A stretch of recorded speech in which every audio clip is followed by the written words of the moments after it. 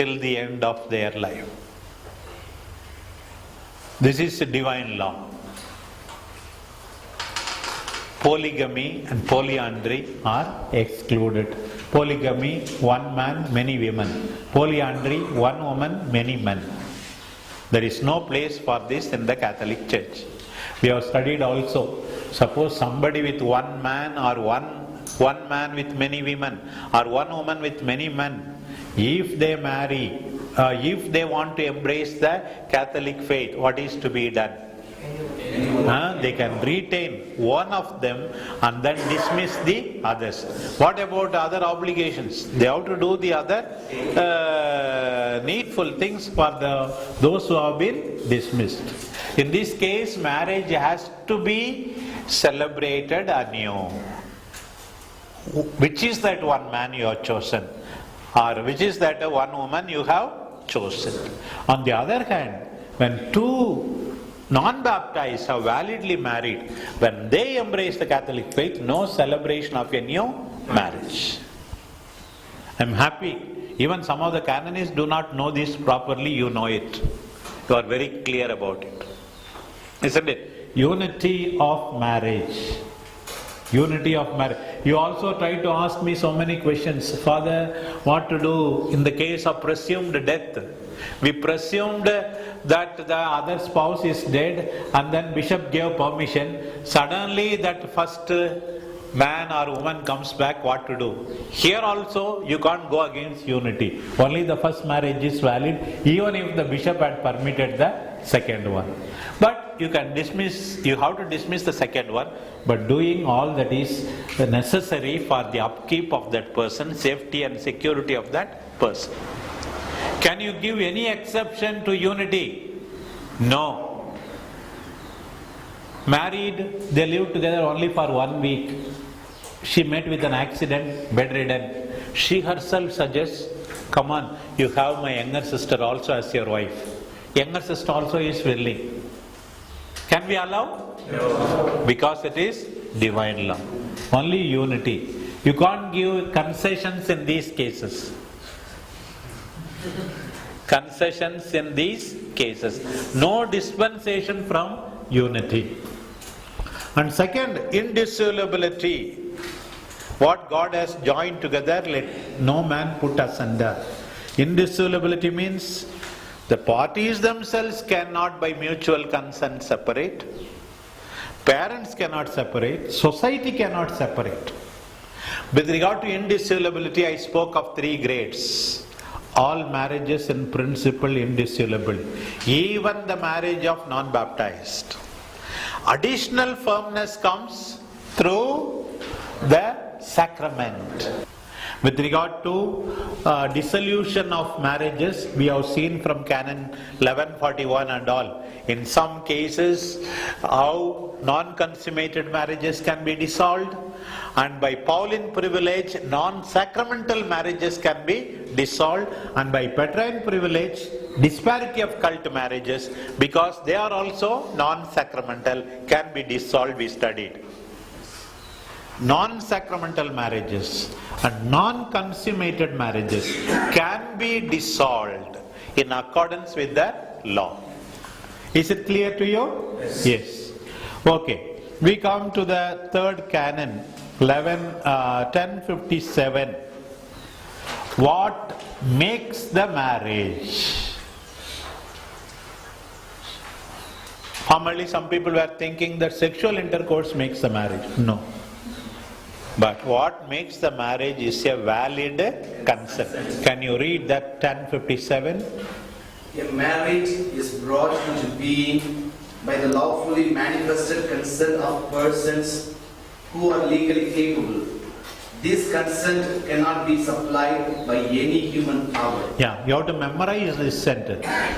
Marriage is brought about by the lawfully manifested consent of persons who are legally capable.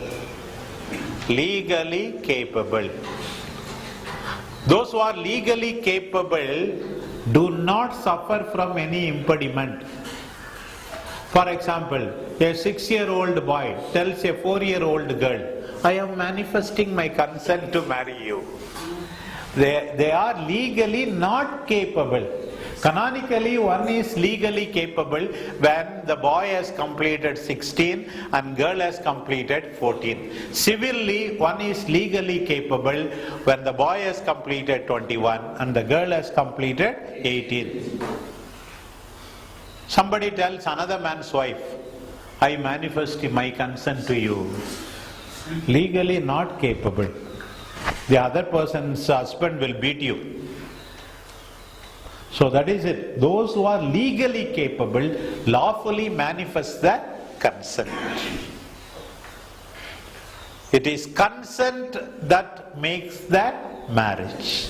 Consent. There was a lot of discussion earlier. Is it consent or their sexual intercourse or consummation through the sexual relationship? Then it was once and for all settled that marriage is brought about by the consent. Then again 1057 paragraph 2, what is consent? So you have to memorize that. 1057 para 2 also. What is consent? Can you read? Matrimonial consent is an act of will by which a man and a woman, by an irrevocable covenant, mutually give and accept one another for the purpose of establishing a marriage. Yes. It is an act of the will. It is irrevocable. They give and accept each other for the purpose of establishing marriage. Marriage is partnership of the whole life. They accept each other.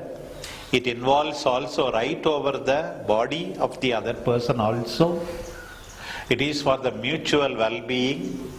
It is for the procreation and education of children. It is a covenant. For this purpose, it is an act of the will. It is an act of the will. It is deliberate. It is free. It is knowledgeable. It is a conscious act. It is a human act. So consent is very important. 1057 paragraph 2. What is matrimonial consent?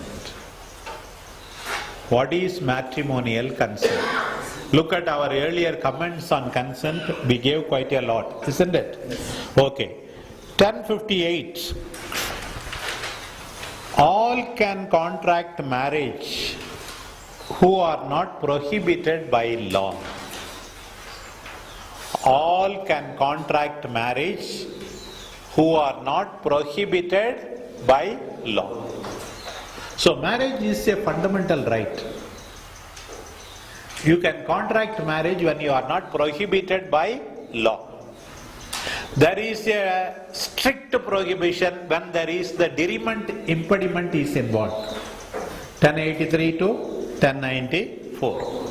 They are all prohibited by law strictly. If you violate those laws, then it is invalid. Sometimes it may not be invalid, but it will be unlawful. There are other prohibitions. So all can contract marriage who are not prohibited by law. Prohibited by law. Some laws affect the validity. Some laws affect only the lawfulness. That's also clear. Okay, we go to the next canon, which speaks about what are the laws to be followed with reference to marriage. I did not put it in this way when I taught you earlier. What are the laws? First, everyone who marries must follow divine law, canon law, and also civil law.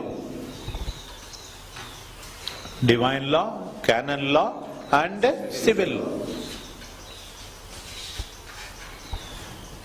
Canon law may be universal law that is given in the CIC, universal law.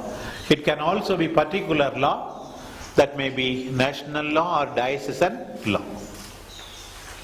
National law, law for the nation or law for the diocese. We have to follow all these laws.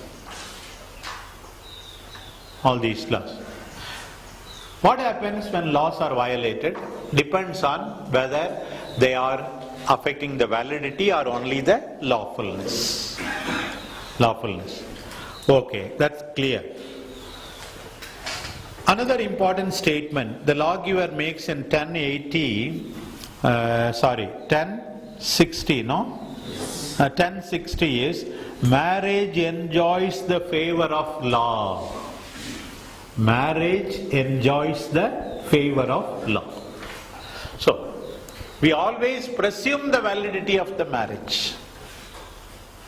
Presume the when two people are married in the normal way, for all practical purposes, we consider that their marriage is invalid. It is none of your business to go and tell the people your marriage is invalid. Who can attack the validity of the marriage? The spouses themselves, or when it is scandalous, the promoter of justice. Otherwise, others should not attack the validity of the marriage. Very good. I am happy that you know that only the spouses can challenge the validity of their marriage. Okay, we go to the next, 1061. Here there is a explanation about what is the meaning of consummated marriage, or what is the meaning of merely ratified marriage. A ratified marriage, I explained to you, that is a marriage between two baptized, which is celebrated validly. Merely ratified.